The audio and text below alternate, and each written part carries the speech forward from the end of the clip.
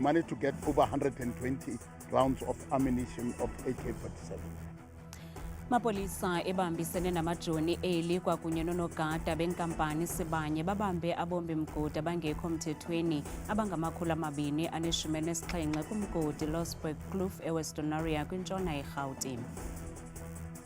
A message had been communicated by Mr. Sayed to General Khan, ostensibly on behalf of Mr. Malema and apparently asking for the arrest of persons making threats to foreign nationals on behalf of Operation Dudula.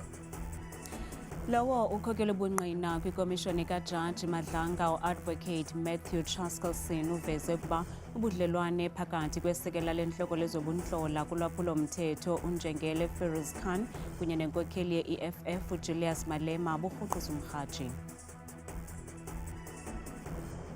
To the Executive Mayor of the city, to note the remedial action issued against the functionaries of the city and ensure its implementation by the municipal manager in terms of Section 56, subsection 3C. Umkhuseli woluntu Advocate Kholeka Gcaleka uthi kukunyasha amalungelo oluntu kuthi gqolo kokusilela kwesixeko saseKapa ukunikezela ngeenkonzo ezingundoqo kwiiflats zakwaLanga naseKhayelitsha.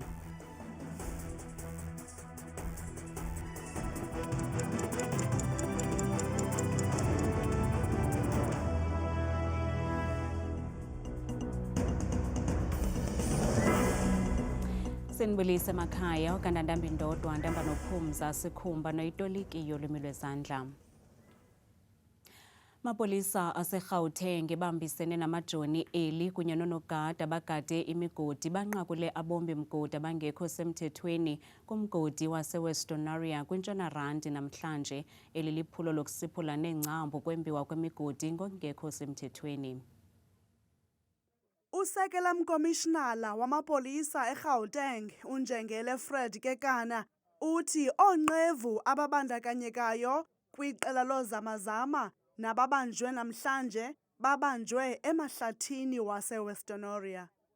We managed to get over 120 rounds of ammunition of AK-47.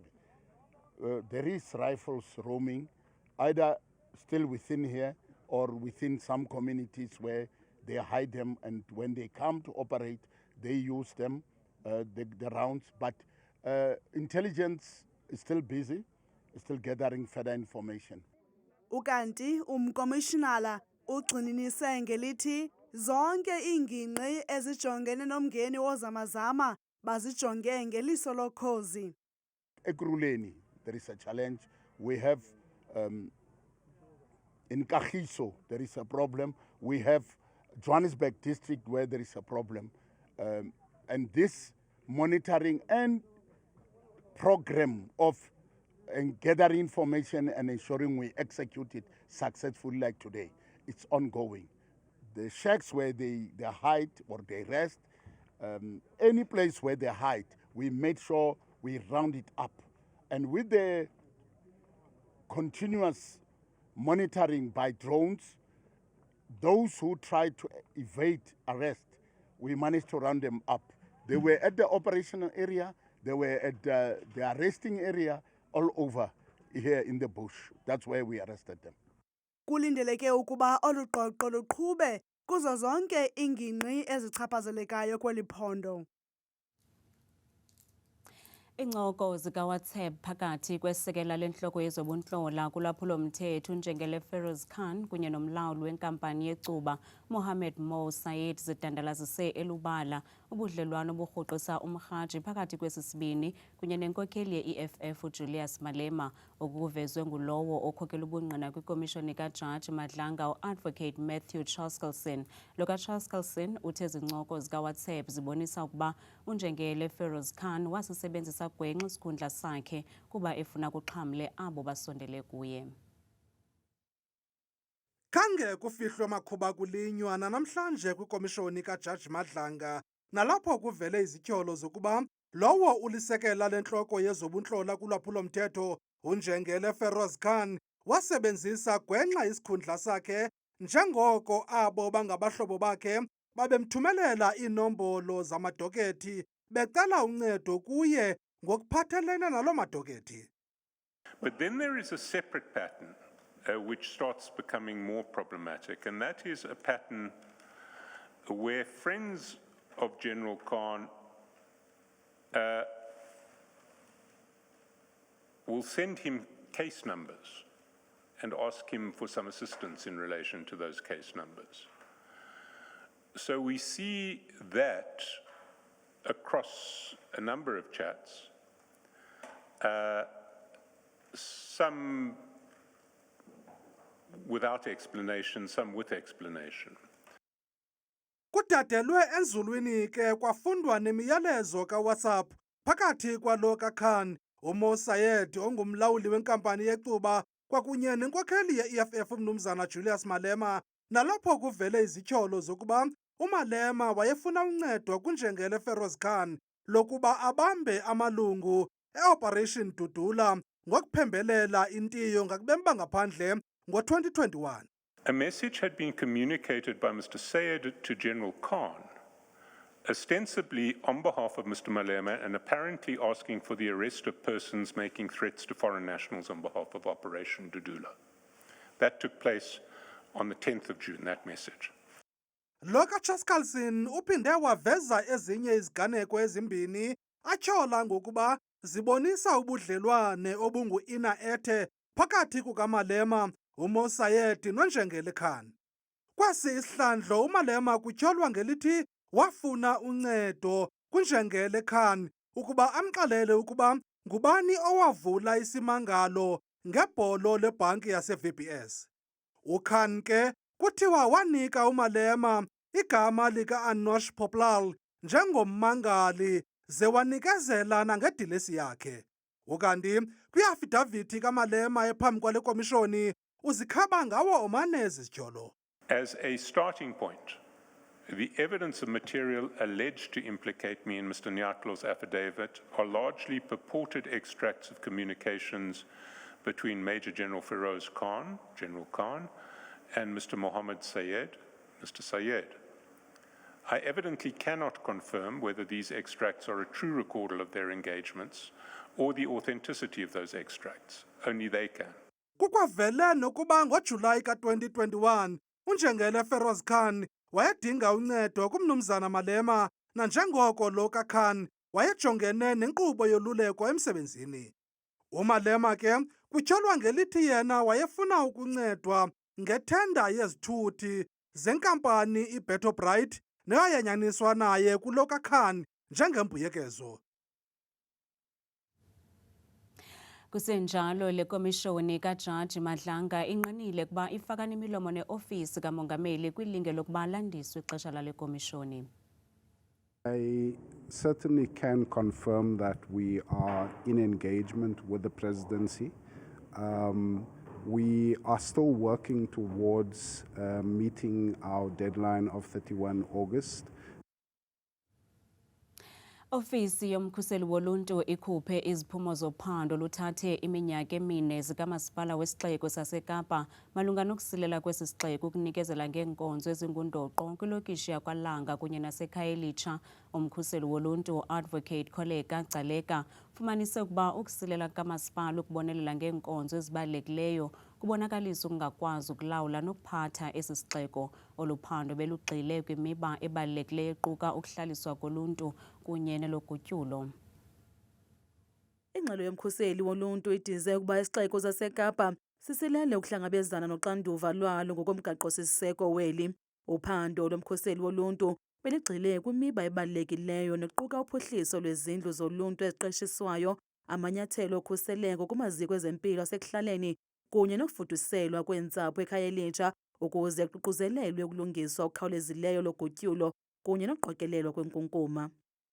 Within 120 days, take measures in accordance with sections 24, 152 and 153 of the Constitution, Section 73 of the Local Government Municipal Systems Act and the Water Services Act, ensure that long-term repairs to the sewage infrastructure at Langa Flats and Khayelitsha townships are effected, and submit to this office a detailed short and long-term rehabilitation strategies aimed at ensuring the sustainable provision of sanitation services and the protection of a safe and healthy environment. Lokagcaleka ufumanise ukuba iziko laseMatthew Goniwe aluthobelanga umthetho wokuthintela imililo. Nangona kunjalo wayalela ukuba kufakwe izixhobo zokuphucula ukhuseleko kwezi ndawo. The city failed to install smoke detectors to Matthew Goniwe and Town 2 clinics for prompt detection of a possible fire, which places the safety of staff and healthcare users at risk of prompt escape should a fire break out, which is a breach of Section 8 subsection 2C and Section 9 subsection 1 of the Occupational Health and Safety Act of 1993. Usihlalo weqonga lophuhliso kule ngingqi yaseKhayelitsha uyamkele ingxelo yomkhuseli woluntu ebongoza urhulumente kwesi sixeko ukuba angarhuqi iinyawo ngakunikezelo lweenkonzo.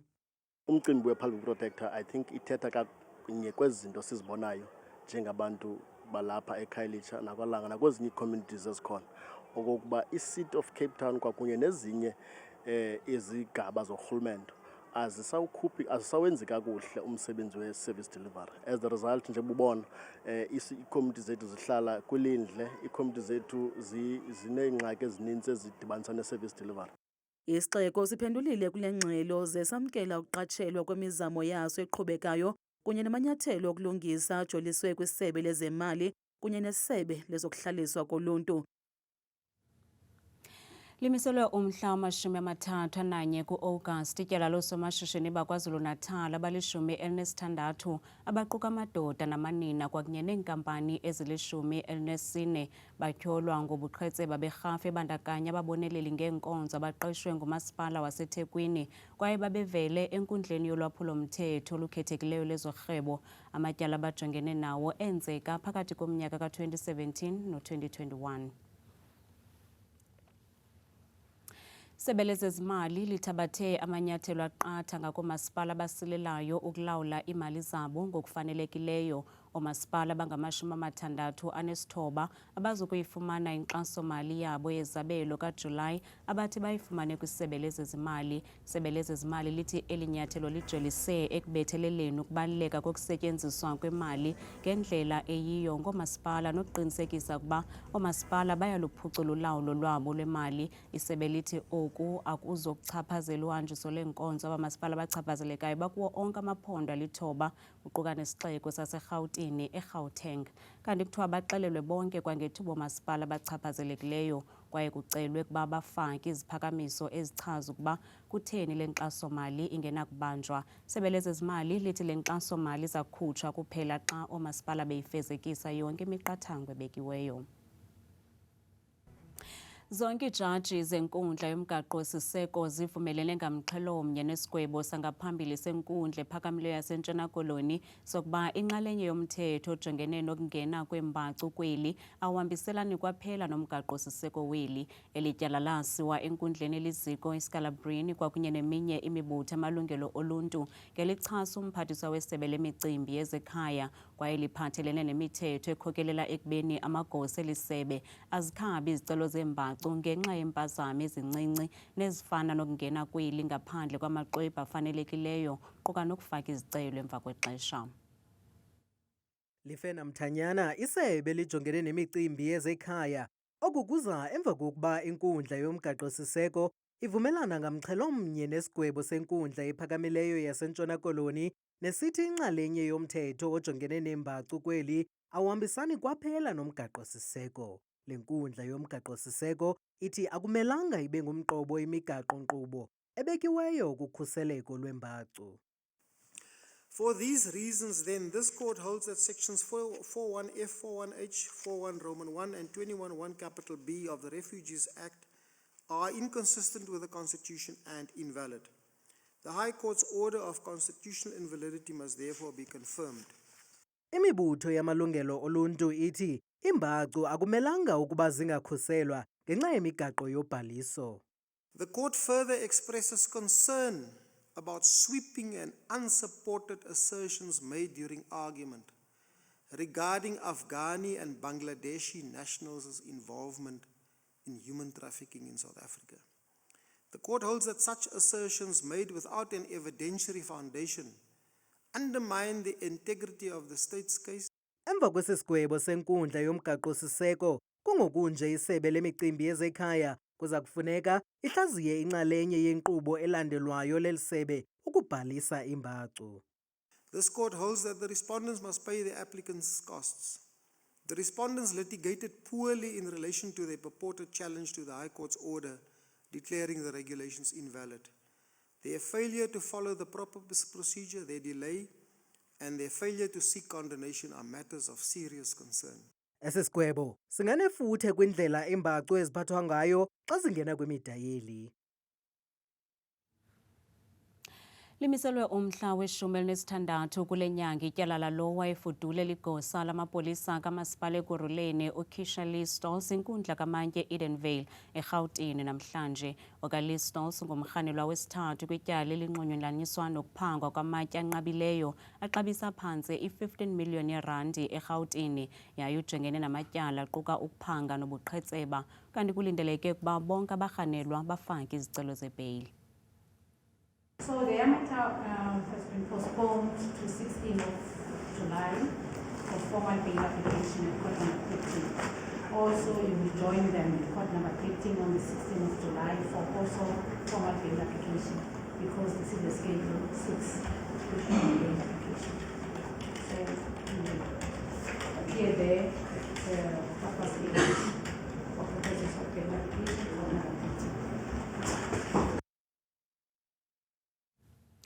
Umphathiswa wezonxibelelwano uSoli Malatsi uthi azinasihlahla izityholo zokuba urhulumente ufaka nemilomo nenkampani ka-Elon Musk Starlink lenqwabanqwaba ilandela amabango alowa isakuba inkokheli ye-DA uJohn Steenhuisen ukuba usihlalo wenkampani iResolve Communications uTony Leon fakela uxinzelelo amalungu e-DA akurhulumente wobumbano ukuba anceda abathengi aboyanyaniswa nale nkampani. uMalatsi uthi akukho ndibano ngqo phakathi kwakhe okanye ofisi yakhe kunye nenkampani iResolve Communication malunga neStarlink. I've never had an interaction with Resolve about Starlink, and credit to John, I never actually even knew that he had met the Starlink representatives up until I watched that podcast. And it would have been undue influence or Aravile if after that engagement he had then come to me and say, hey buddy, I've gotten an audience with these people and this is what they said. But that never even happened. So it closes the door completely on any misinterpretation that what he said in the interview meant this way. And that's as far as it is. Abadlali bamabhokobhoko bathi bawulungela umdlalo ovavanyo wabo wesibini nalapho beza kungquzulana neScotland ePitoli ngomgqibelo. I think we've been together now for a good 5 weeks, and I think depending on the week your role changes. So I don't think it's now picked up on Monday because the guys played well, then all of a sudden your mindset changes. We've been training really well, really hard for the past couple of weeks. And as you mentioned, plans are put in place, and when that week comes, it's the same standard, if not lifting it, even more, same standard. So nothing really changes but your role from maybe serving the other guy who is playing that week, and this week it's your turn to lift it or keep the same standard. So yeah, I think the guys have been feeling really, really good this week, and last week we prepared the guys really well.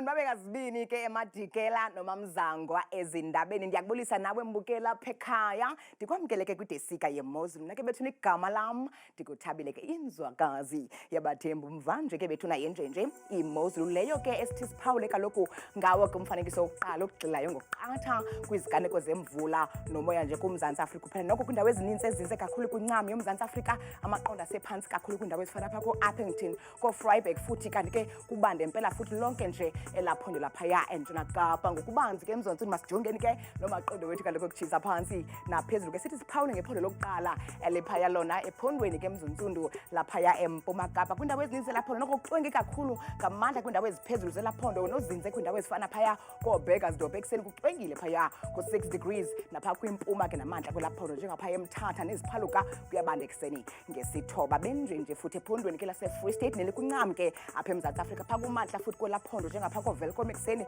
lo maqonda sephantsi kakhulu phaya ngenxa yakhe ke la 5 degrees kubande ngamandla phaya eFixburg nazo zonke zangingqi ngenxa ka-1 ekuseni benjenje futhi imbukeli ephondweni ke laphaya kaloku eNtshona Kapa ndawo ezininzi ezithande kakhulu kukuzinza phaya ngaselunxwemeni njengaphaya eKapa lodumo futhi ekuseni qaba ngamafu ngenkwankca phaya ngelashumi elikhatshwa sisithathu benjenje ephondweni ke mbukeli wam laphaya eNorthern kuzo ndawo futhi ezikumantla kwelaphondo njengaphaya kaloku embindini futhi ko-Appington ekuseni napha ngaselunxwemeni futhi kuyabande Alexandra Bay ko-11 degrees napha ko-Springbok usabikwa la moya ekuseni nantsi imozulu futhi imbukeli ephondweni ke laphaya eNorth West kwezo ndawo futhi ezikumbindi nakumantla kwelaphondo njengaphaya koMahikenge ekuseni kuyabanda napha ko-Klerksdorp kuye kubanda ngamandla xa bevuka ngomso ngeqabaka ngenxa yakhe ke futhi u2 degrees imozulu yenjenje futhi ephondweni laseGauteng apho sikhoyo thina ngawo lo mzuzu pha kumantla futhi kumazantsi gcabe welaphondo phaya eSprings ekuseni Germiston futhi Campton Park Tembisa Alexandra kuyabanda kakhulu ekuseni ngenkwankca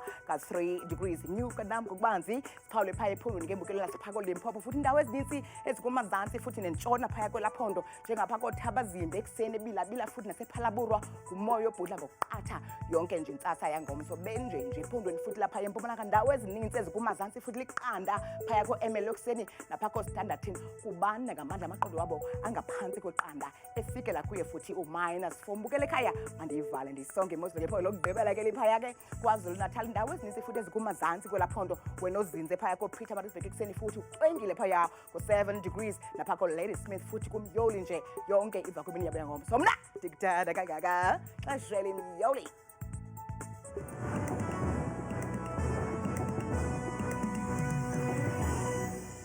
kamnandi mawethu.